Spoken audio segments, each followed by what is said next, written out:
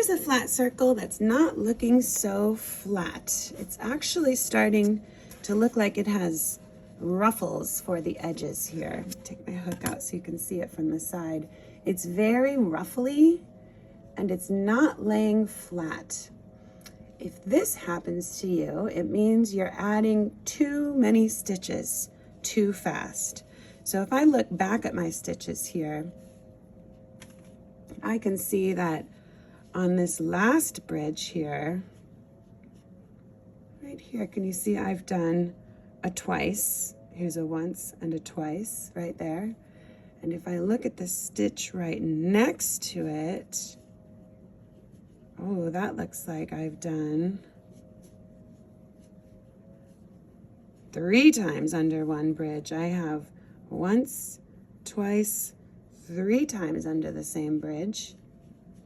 This one looks like a twice and a twice again. So I'm adding too many stitches too fast, and that will create this ruffled effect here.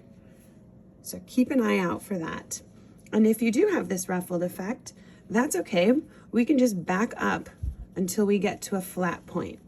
Now, since I've taken my stitch marker out, I won't know exactly where the round begins, but I can back up to a point, just popping these stitches out until I get to a place that feels nice and flat.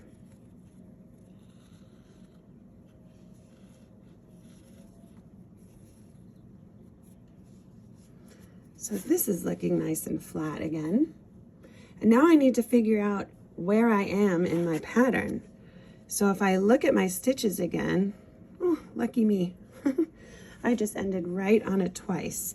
So this stitch here is a twice. So I can look back to see what round was I on. I have a 1, 1, 1, and then a twice. So this round must have been my 3s. I did twice, 1, 2, 3, twice.